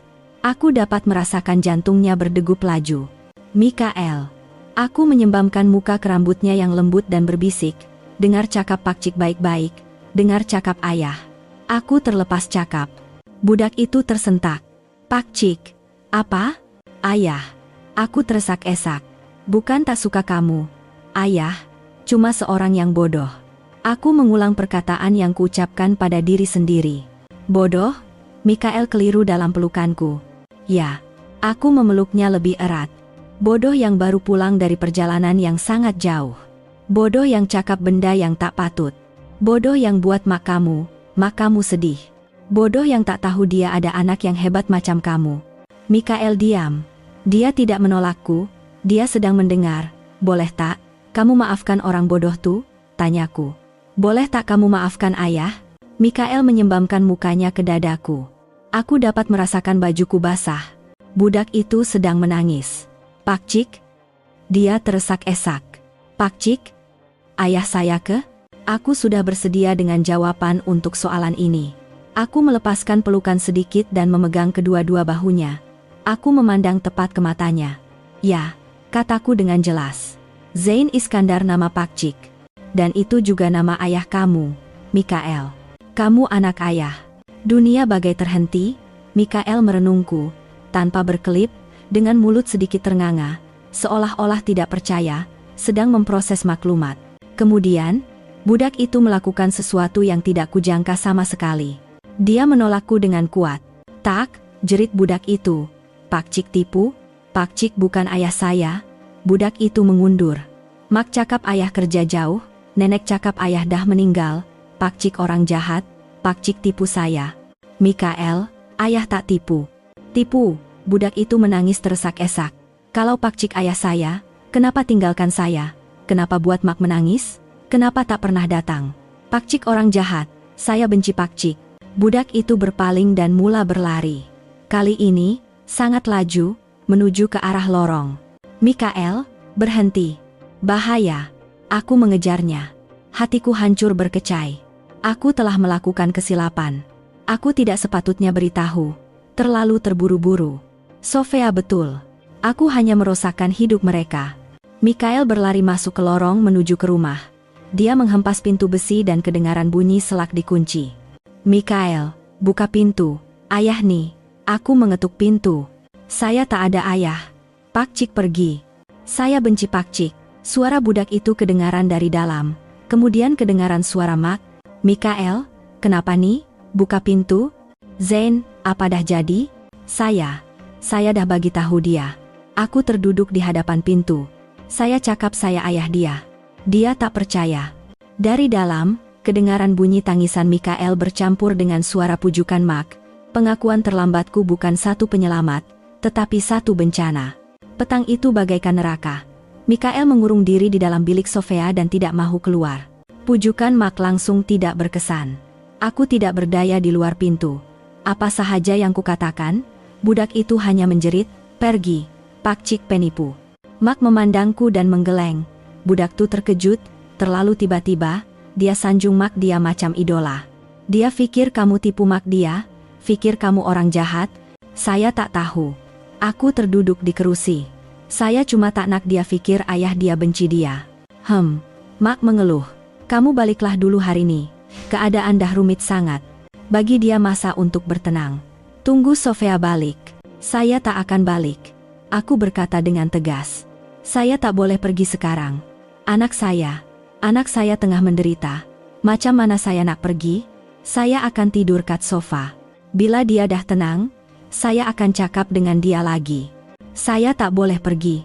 Mak memandangku dengan pandangan yang sukar ditafsirkan, kemudian berkata, ikut kamulah.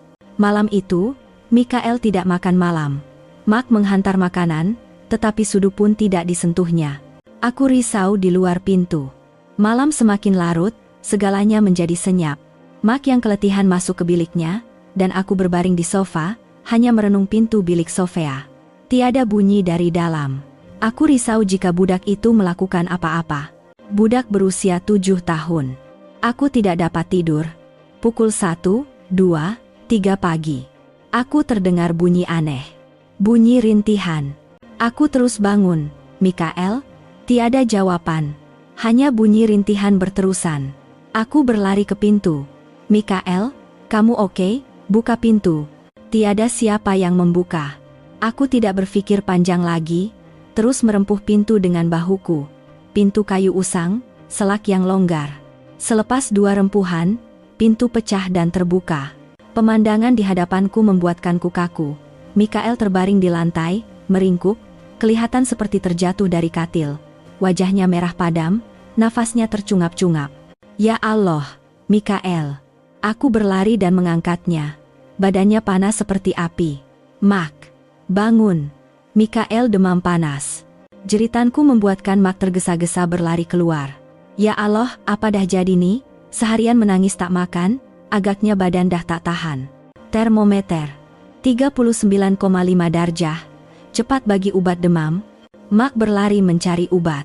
Aku coba membuka mulut budak itu untuk memasukkan obat, tetapi dia mengetap giginya. Tak boleh, Mak. Kena bawa pergi hospital. Aku bukan lagi lelaki yang kekok. Naluri seorang bapak telah bangkit. Aku membalut budak itu dengan selimut nipis. Mak tinggal kat rumah. Saya bawa dia pergi. Nanti saya telepon. Hati-hati, Zain. Aku mendukung anakku. Dia terkulai dalam pelukanku. Aku berlari menuruni tangga ke kereta. Sebaik sahaja engine dihidupkan, kereta mengaum memecah kesunyian malam, menuju ke hospital kanak-kanak terdekat.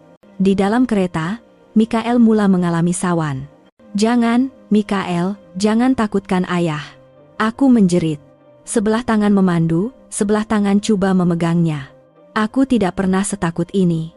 RM 50 juta, RM 100 juta, syarikat, semuanya tidak bermakna. Mikael, bertahan. Ayah bawa pergi hospital, tolonglah jangan jadi apa-apa. Aku menangis sambil memandu. Aku berdoa kepada semua Tuhan di dunia. Aku menghempas kereta di pintu masuk kuat kecemasan. Tiada masa untuk parkir. Dokter, tolong anak saya. Aku berlari masuk sambil mendukungnya. Dokter dan juru rawat bergegas keluar. Budak itu dibawa ke bilik rawatan, dan pintu ditutup. Aku terduduk di luar pintu, kakiku lemah. Tolonglah selamatkan dia, aku merintih. Masa diwat kecemasan terasa seperti selamanya. Setiap saat, setiap menit bagai satu abad. Aku tidak boleh duduk. Jika aku duduk, aku akan rebah. Panggilan dari Mak tidak henti-henti, tetapi aku hanya mampu berkata, saya katwat kecemasan. Dokter tengah tengok. Mak jangan datang. Nanti saya telepon.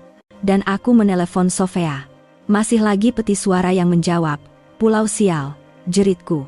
Anakku diambang maut, tetapi ibunya tidak dapat dihubungi. Seorang dokter muda keluar dengan wajah serius. Penjaga Mikael? Ya, saya. Saya ayah dia. Kali ini, tiada sedikit pun keraguan. Anak saya, Okeke. Sawan dah berhenti. Demam panas disebabkan jangkitan akut, nasib baik encik bawa cepat. Sawan demam panas pada kanak-kanak sangat bahaya, boleh menjejaskan otak. Jantungku terasa luruh. Jangkitan akut? Mungkin disebabkan virus, atau daya tahan badan anak menurun mendadak selepas mengalami tekanan emosi yang teruk dan menolak makanan. Kami sedang jalankan ujian. Krisis dah lepas, kami akan pindahkan dia ke bilik pemerhatian rapi. Aku menghela nafas lega dan terduduk. Terima kasih, dokter, terima kasih. Mikael ditolak keluar di atas katil. Wajahnya pucat, jarum drip tercucuk di lengan kecilnya. Aku mengikutinya ke bilik pemerhatian. Hanya aku dan dia. Aku menarik kerusi, duduk di sebelahnya dan menggenggam tangannya yang masih panas. Sepanjang malam aku menjaga wajahnya. Bulu matanya yang panjang, dahi yang degil, anakku.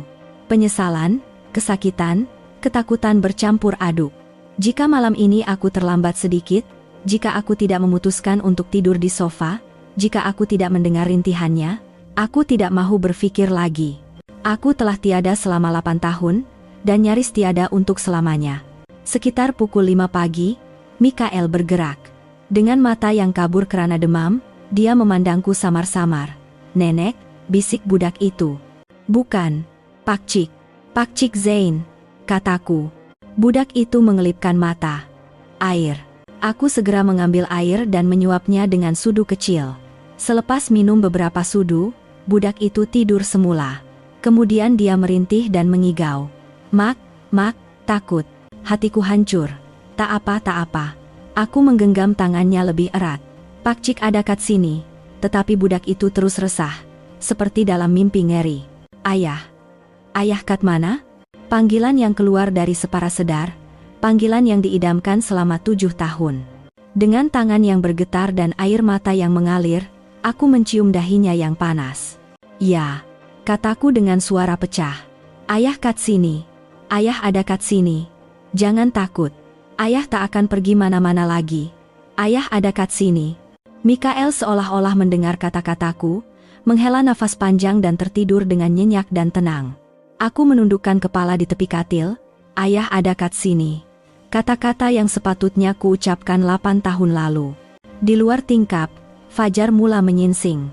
Malam terpanjang dalam hidupku telah berlalu. Aku keletihan, tertidur dengan kepala di atas tangan anakku. Entah berapa lama aku tidur, aku terjaga oleh bunyi bising.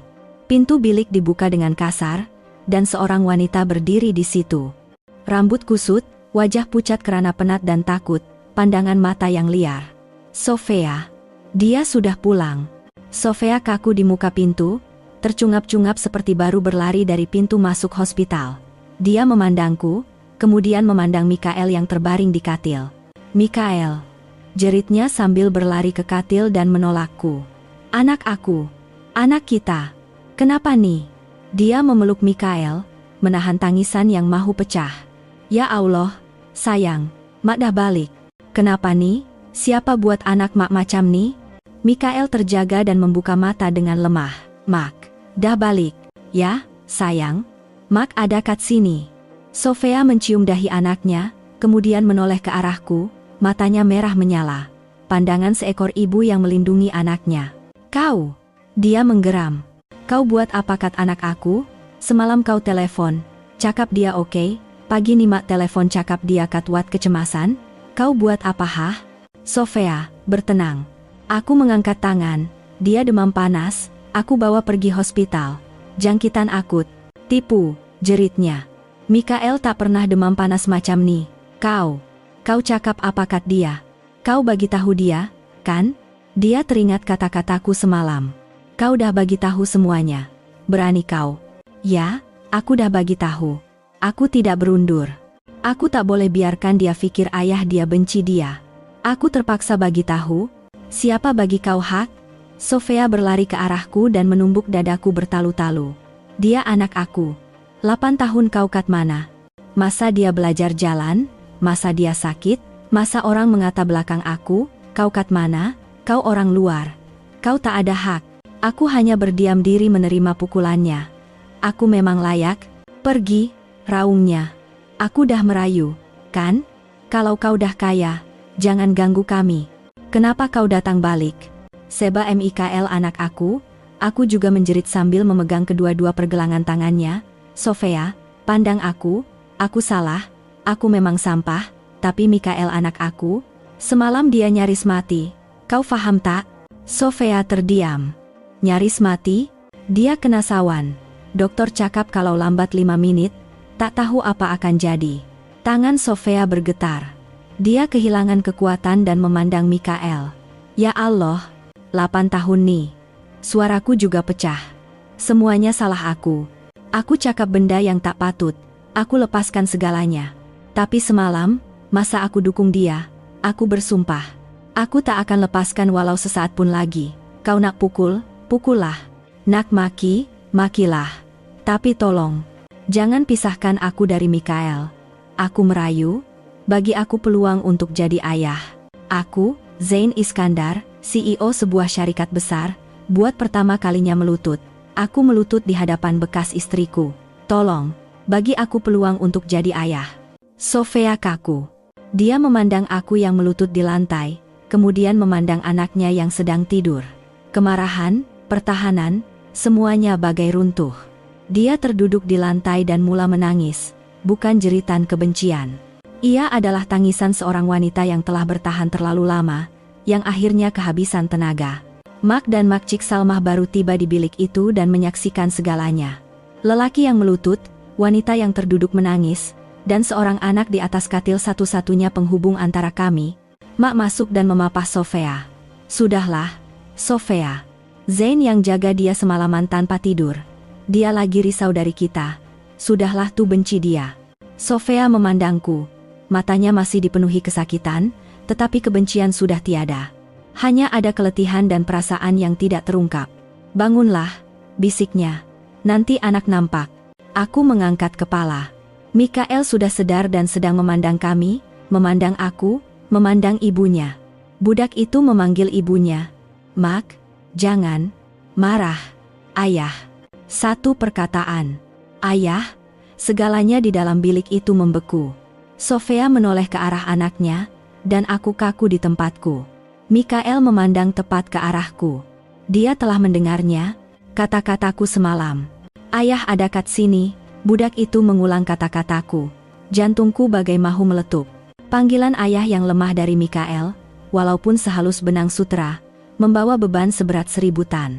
Satu perkataan itu membekukan bilik hospital, memadamkan kemarahan Sofia, dan mengangkatku dari lembah keputusasaan. Sofia menoleh kepada anaknya dengan pandangan tidak percaya. Mikael memandang tepat ke arahku, tiada lagi ketakutan atau penolakan. Walaupun dalam keadaan mamai kerana demam, dia telah mendengar kata-kataku, "Ayah ada kat sini." "Ma." Budak itu menghulurkan tangan kecilnya ke arahku dan berbisik, "Jangan marah ayah." Sofia terhuyung hayang dan memegang tepi katil. Tembok pertahanan selama 8 tahun. 8 tahun meyakinkan diri, kami tak perlukan kau, semuanya runtuh dengan satu perkataan dari anak yang disayanginya lebih dari nyawa. Aku bangun. Rasa sakit di lutut mengingatkan aku bahwa aku baru saja melutut, tetapi kini tidak terasa sakit lagi. Aku melintasi Sofia, mendekati katil dan menyambut tangan yang dihulurkan oleh Mikael. "Anakku." Hanya 2 perkataan itu yang mampu kuucapkan. Tekadku terasa sebak. Aku menoleh ke arah Sofia. Dia sedang menangis. Bukan air mata kemarahan, tetapi air mata kesedaran, keletihan, dan luahan emosi yang terpendam selama 8 tahun. "Sofia." Aku memanggil namanya dengan suara serak. Aku tahu apapun yang aku cakap sekarang, dah terlambat. 8 tahun nih, kau dah banyak menderita. Aku memang sampah. Aku menarik nafas dalam-dalam. Kata-kata ini sepatutnya kuucapkan 8 tahun lalu. Malam tuh, aku cakap benda yang kejam. Aku panggil anak kita beban. Itu bukan kata-kata manusia. Itu kata-kata orang pentingkan diri yang hanya fikirkan cita-cita. Aku tak ada alasan. Aku memandang tepat ke matanya. Mata yang pernah jernih, tetapi kini terukir dalam dengan keletihan dan penderitaan. "Maafkan aku.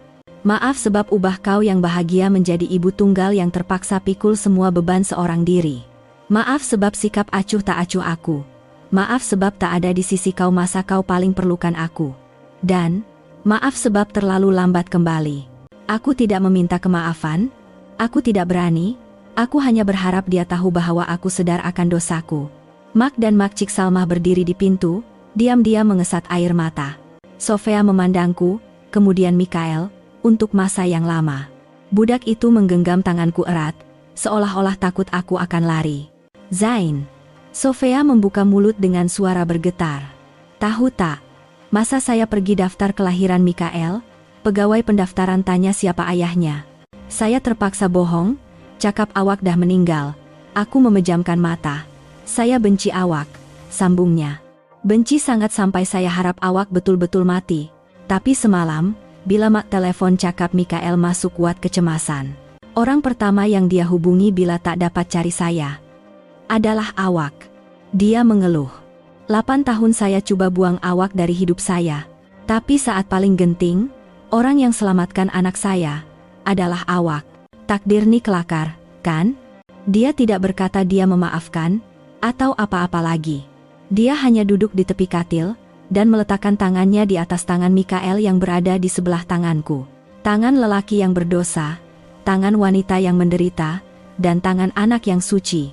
Buat pertama kali dalam 8 tahun, tangan kami bertiga bersentuhan. Aku tahu, ini bukan pengakhiran. Ini adalah permulaan. Permulaan yang penuh dengan air mata, tetapi satu permulaan yang pasti. Mikael terpaksa ditahan di Wat selama 3 hari lagi.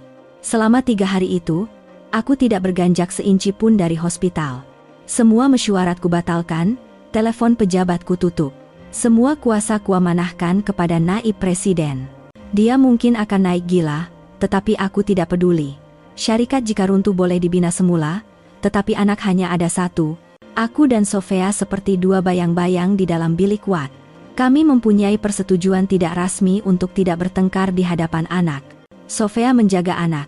Dia membersihkan badan Mikael dengan teliti, menyuap bubur, dan memeriksa suhu badannya. 8 tahun sebagai ibu tunggal telah menjadikannya seorang yang sangat sabar dan cekap. Aku pula melakukan semua kerja lain. Membayar bil hospital, membeli makanan, dan pada pukul 3 pagi, aku membeli mie sup dari kafeteria untuk Sofia yang keletihan. Jika dokter atau juru rawat memanggil, akulah yang berlari. Apabila malam tiba, Mikael tidur dan Sofia yang keletihan juga terlap di kerusi, Aku akan duduk di tepi katil menjaga anakku. Aku memandang kedua-duanya yang sedang tidur. Sofia terlalu kurus, sebaya denganku, 37 tahun. Tetapi kedutan sudah mulai kelihatan di matanya. 8 tahun penderitaan telah meragut kemudaannya. Tangannya tidak lagi selembut dahulu. Tangan seorang wanita yang telah melakukan terlalu banyak kerja. Aku diam-diam menanggalkan jaketku dan menyelimutkannya. Bunyi kecil itu membuatnya terjaga. Apa? Apa awak buat nih? Tanyanya Mamai. Nampak sejuk. Tidurlah lagi. Biar saya jaga. Dia memandangku. Bukan lagi dengan kebencian, tetapi dengan pandangan yang bercampur keletihan dan sedikit kekeliruan. Kenapa? Buat semua nih. Awak kan CEO syarikat besar. Benda-benda macam nih? Sebab saya ayah Mikael. Aku memotong kata-katanya. Ini kerja saya. Kerja yang sepatutnya saya buat 8 tahun lepas. Kami diam. Zane. Dia bertanya dengan teragak-agak. Bila Mikael dah keluar hospital nanti, apa rancangan awak? Inilah soalan yang paling kutakuti. Aku tak tahu, aku menjawab dengan jujur. Aku nak ada di sisi dia. Saya tak ada niat nak rujuk dengan awak, katanya dengan tegas. Saya tak boleh. Aku tahu. Hati terasa sakit, tetapi aku terpaksa terima. Aku tak akan desak kau untuk maafkan aku. Cuma, jangan pisahkan aku dari Mikael. Bagi aku peluang untuk jadi ayah. Aku akan bagi nafkah. Mikael tak perlukan duit awak, Sofia memotong. 8 tahun kami hidup baik-baik saja. Tapi dia perlukan seorang ayah. Ya, kau pun nampak lukisan dia kan? Dia perlukan ayah yang ada jasad dan darah, bukan bayang-bayang hitam. Sofia menunduk. Itulah kelemahannya. Pada hari Mikael dibenarkan keluar, dia sudah sihat sepenuhnya. Dokter kata hanya perlu jaga makan. Apabila aku kembali selepas menguruskan prosedur keluar wad, Sofia sedang mengemas barang. Biar aku hantar. Tak payah. Mak dah panggil taksi. Sofia. Aku memegang tangannya. Biar aku yang hantar. Ada benda aku nak cakap dengan Mak. Setibanya di rumah Mak Cik Salmah juga ada di sana. Semua orang gembira melihat Mikael pulang. Sementara Mikael berehat di bilik, aku memanggil Mak dan Sofia ke ruang tamu. Aku berdiri di hadapan dua wanita paling penting dalam hidupku. Mak, Sofia. Saya tahu saya dah tak layak, tapi saya dah buat keputusan. Saya akan uruskan kerja supaya saya boleh tinggal di KL buat sementara waktu, walaupun terpaksa pindahkan ibu pejabat syarikat ke pinggir bandar atau bandar lain. Sofia terkejut. Apa awak cakap nih? Aku tak boleh pergi. Aku tak boleh ulang-alik.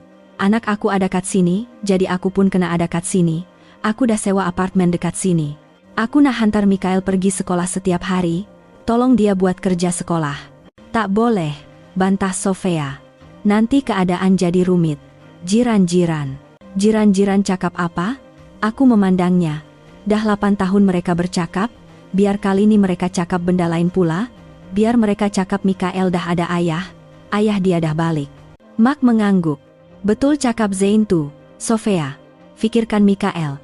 Sofia memandangku. Dia pasti melihat tekad di mataku. Saya tak tahu. Dia mengeluh. Kau tak perlu jawab sekarang. Tapi aku tak akan pergi. Kalau kau halang, aku akan tunggu dia depan sekolah.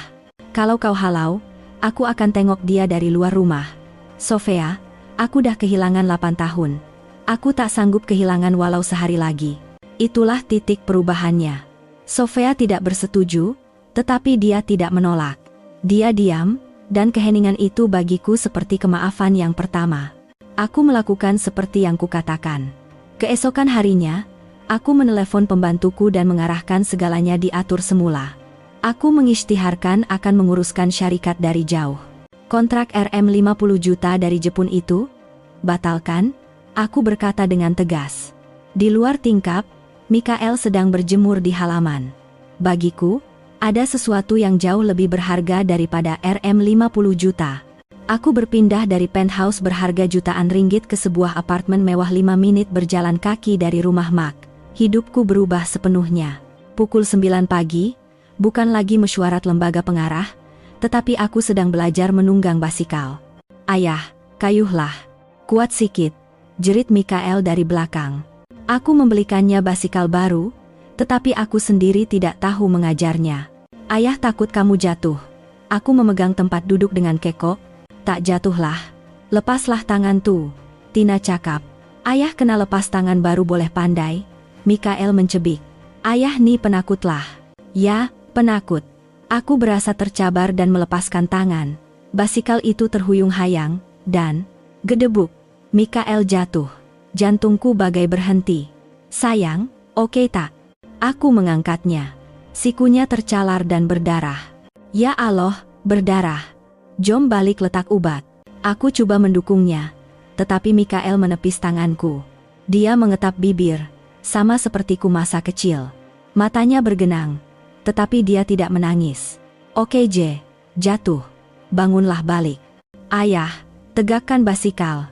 Nak coba lagi. Aku memandangnya dengan terpegun. Tapi, berdarah.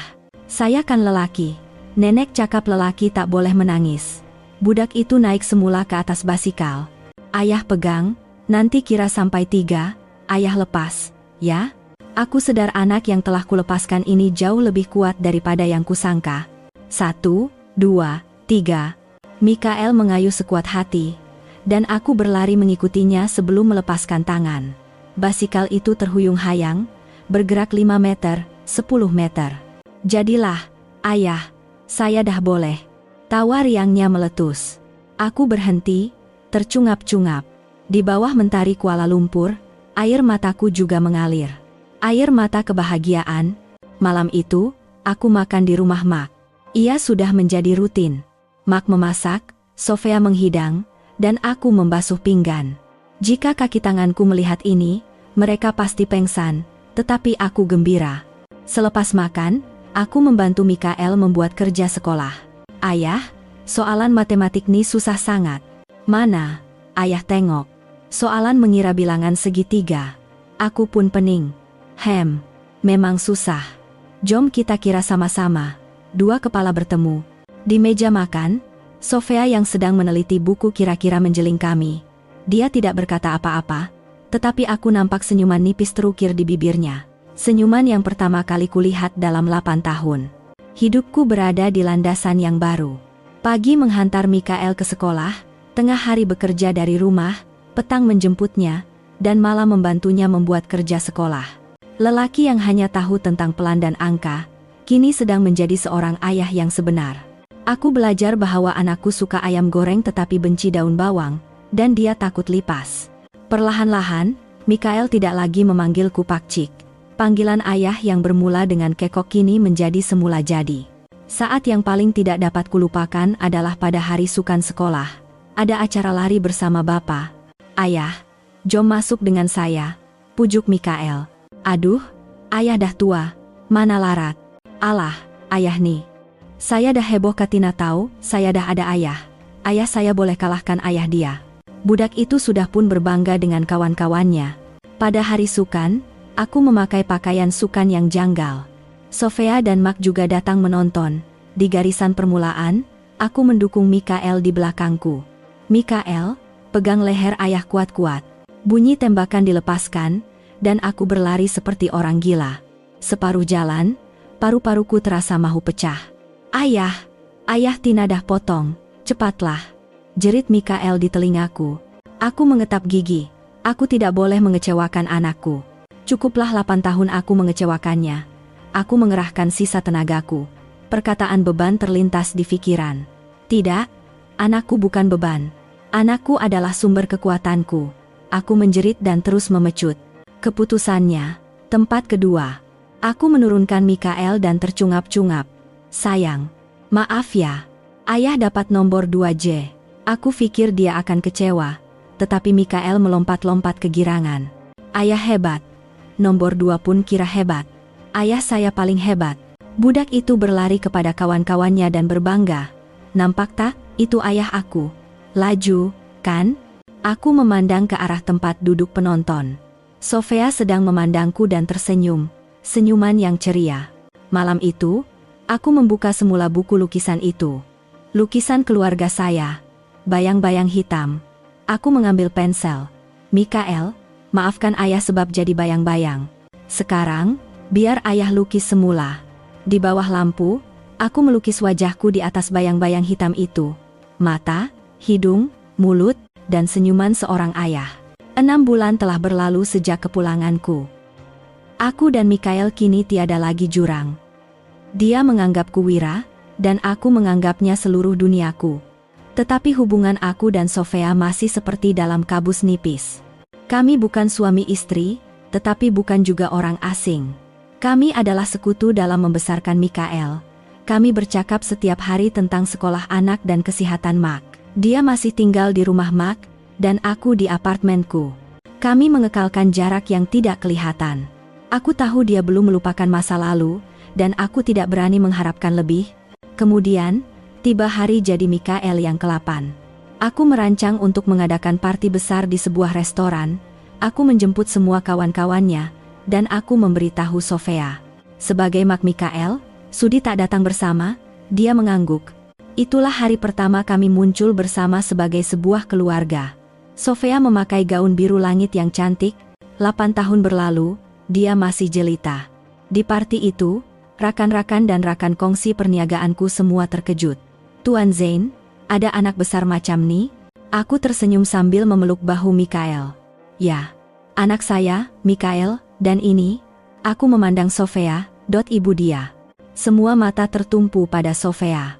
Dia kelihatan sedikit kekok, seorang istri rakan kongsi yang banyak mulut bertanya. Oh, dah bercerai ke? Macam mana boleh? Suasana menjadi dingin. Aku baru sahaja mahu menjawab, apabila Sofia tiba-tiba memegang tanganku. Dia tersenyum, senyuman yang telah kutunggu selama 8 tahun, dan berkata, kami telah melalui perjalanan yang sangat jauh, tetapi sekarang, kami sedang mencari jalan untuk pulang. Semua orang bertepuk tangan. Jantungku berdegup kencang. Apa yang baru dia katakan?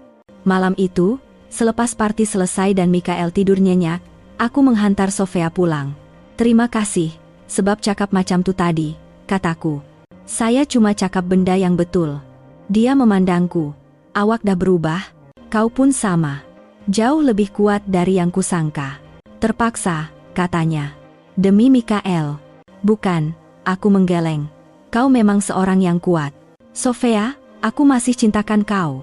Kata-kata itu sudah di hujung lidah, tetapi aku takut untuk meluahkannya. Tahu tak, katanya tiba-tiba. Kotak kayu dalam almari itu, saya tahu awak dah nampak. Aku tersentak. Maaf. Saya tahu. Dia tersenyum nipis. Saya simpan gambar tu sebab saya tak nak lupa. Orang yang pernah buat saya paling bahagia, adalah orang yang sama bagi saya penderitaan paling besar. Dia mendekatiku. Zane, 8 tahun saya belajar hidup seorang, belajar hidup tanpa awak. Tapi 6 bulan ni, saya sedar sesuatu. Mikael perlukan awak, dan saya pun. Dia teragak-agak, saya pun dah terbiasa ada orang di sisi. Ada orang tolong basuh pinggan. Aku ketawa. Aku menggenggam tangan Sofia. Aku tak boleh janji besar. Dah pernah mungkir sekali. Tapi aku janji, seumur hidup aku yang tinggal ni, aku akan tebus segalanya untuk kau dan Mikael. Bagi aku, peluang kedua. Sofia tidak menjawab, sebaliknya dia menggenggam tanganku dengan lembut. Genggaman itu bagai melarutkan segala kebencian dan kesakitan. Setahun kemudian, pagi Isnin, padang sekolah kebangsaan Bintang Pagi. Aku memegang tangan Mikael, yang kini sudah darjah 2. Ayah, hari ini kelas kita lawan kelas sebelah main bola. Ayah kena datang tengok, tahu. Ya, aku mengusap kepalanya. Kalau tak main betul-betul, malam ni tak ada ayam goreng. Mestilah, katanya dengan bangga. Kawan-kawannya berlari memanggil Mikael. Dia melambai tangan dan menjerit, kawan-kawan, ini ayah aku. Kanak-kanak itu memandangku dengan kagum. Suara bangga Mikael bergema di padang sekolah. Suara paling berharga di dunia. Selepas anakku masuk ke kelas, aku berpaling ke pintu pagar. Sebuah teksi berhenti, dan Sofia turun. Dia kelihatan anggun dalam pakaian pejabat. Selepas kepulanganku, dia berhenti kerja sebagai akuntan dan menjadi pengurus di sebuah firma perunding keuangan kecil yang kubukakan untuknya. Dia tidak perlu lagi bekerja sambilan hingga larut malam. Lambat sampai. Anak dah masuk. Tahu, dia tersenyum. Hantar Mark pergi fisioterapi. Pinggang dia dah makin baik sekarang. Aku menyambut beg berat yang dibawanya secara semula jadi perbuatan biasa seorang suami. Ada mesyuarat penting hari ini. Sehelai rambutnya jatuh di dahi ditiup angin. Aku dengan lembut menyelitkannya ke belakang telinga. Jariku menyentuh pipinya, dan Sofia terdiam memandangku. Matanya tidak lagi letih. Ia jernih dan bersinar dengan kebahagiaan. "Jom kita pergi kerja," kataku. "Jom." Dia tersenyum. Senyuman ceria yang sama seperti ketika dia menerima lamaranku 8 tahun lalu.